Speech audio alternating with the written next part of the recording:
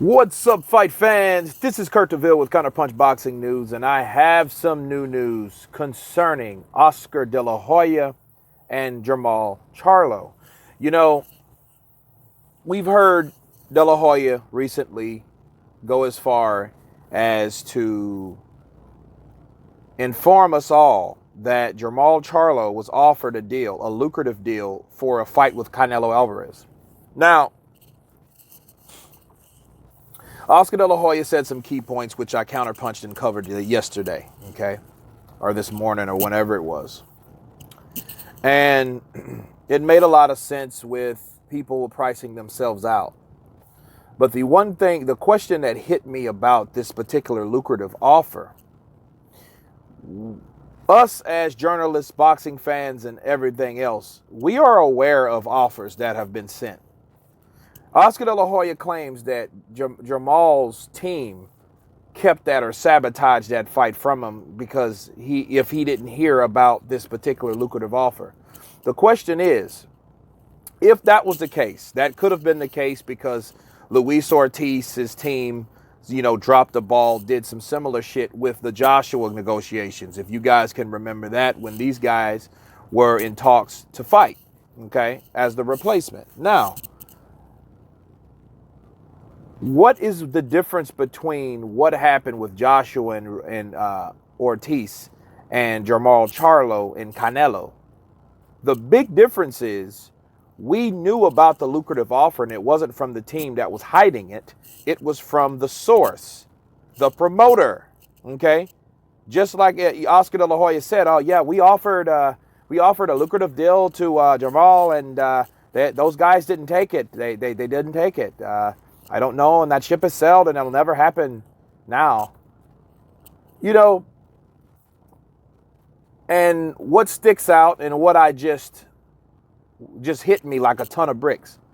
Why didn't you inform everyone that you were made a lucrative offer to Jamal Charlo?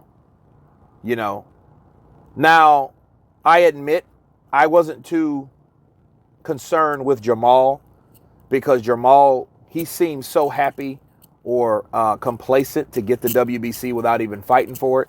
It's just, hey, you're dropping him a trinket. Cool. He was happy about that after his last win. He was like, those guys know where I'm at, that's good. They know where I'm at. I just want to be amongst these guys. He wasn't calling anybody out. He didn't he didn't state his concern of somebody just giving him a title, which he didn't earn. There was nothing that showed us that Jamal Charlo wanted to fight Canelo. He didn't call out anyone. He was just happy, like I said, to get the WBC belt. But this lucrative offer just came out of nowhere. Because if Oscar De La Hoya was interested in wanting to fight Charlo, we would have saw something from Oscar De La Hoya somewhere. I know he's not as outspoken and social as someone like Eddie Hearns, but you don't hide a lucrative offer, right, from Canelo to Charlo. That's big news because we've been looking for Charlo to step up for a while. We've been looking for him to fight those big guys in those fights. Anybody, Danny Jacobs, Triple G, Canelo, whoever, right? We've been looking for these type of fights for a while. So if this was such a lucrative offer, why didn't the public know about it? Nobody knew about that. We just found out about a lucrative offer. We need Charlo to have some type of voice, okay? But other than that, even if Charlo seen it and his team seen it and they denied it, Oscar De La Hoya should have done this a while ago. Because when was that? When did Canelo become franchise champion with the WBC? It's January 21st. Okay. January 21st, he became franchise champion, November? Right? November, October, late October, early November, something like that. That's 3 fucking months ago. So we would have heard something from Oscar De La Hoya, our golden boy, that showed us that we're trying to make a fight and we've offered Team Charlo a lucrative amount of money. So that's the big problem that I have with De La Hoya. because De La Hoya is talking about a deal, first of all, we never heard about, right? Second of all, oh, the ship has sailed. Now, it would be different if he was offered, but that's what makes it so suspicious. And it just hit me. Like, honestly, it just hit me. Like, why the ship sailed now? You know? And if you admit it was his team that maybe pissed off the offer, and it wasn't Charlo himself, why didn't you make Charlo the offer? If Charlo's just notified. So Charlo's ignorant of the offer if it was an act of sabotage. You see what I'm saying? It doesn't make any sense. Why is it the ship has sailed? Why don't you fight Charlo now and give him the benefit of the doubt if you feel that way? See, I smell bullshit on this. I think that De La Hoya was trying to do some damage control. I think he was trying to make up a bullshit, because it sounds like bullshit to me now. Because it's like, okay, I think he was sabotaged and the ship is sailed. Yeah. The ship has sailed. I'm like, what? How is the ship sold? How's it sailed? Where's it going? Where the fuck is it docking at? You know what I'm saying? Like, it doesn't make sense he's now trying to say an offer was made, but we didn't hear anything from Charlo. You know what I mean?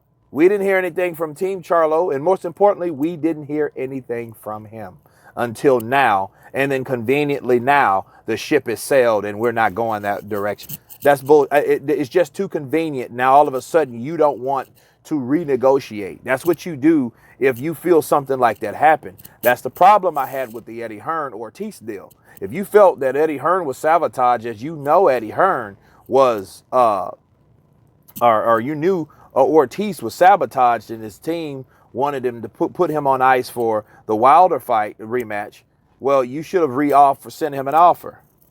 Not, oh, it's over and we're not going back in that direction. It just makes me now feel that you guys are not really trying to make fights like you claim you're trying to make fights.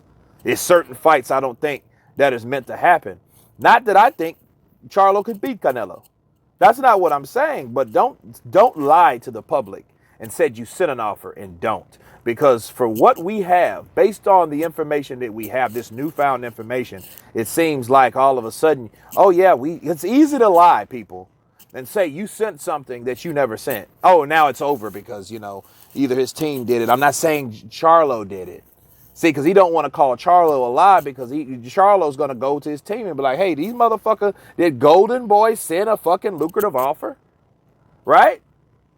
And if it was turned down by his team, then that's some other stuff with the PBC and Al Heyman and stuff like that. But before we point the finger over there, we have to first point the finger back at Oscar De La Hoya for not informing what he has done and sent offers about and to. You know what I mean? That's one thing that we did not see. Because that's popular news. That's must needed to hear news that offer from Canelo was sent to Charlo, for a potential fight, especially a unification or whatever you want to call it. See, I don't like that, this whole, the ship is sailed shit. Now, if Charlo seen it and then turned it down and wanted more money, that's one thing. We've already counterpunched that. But if it's Oscar De La Hoya just avoiding a fight for whatever reason, that's a totally different thing and a totally different issue. But anyway, you guys tell me what you think. Of course, please subscribe. And you guys been Counterpunch. Peace.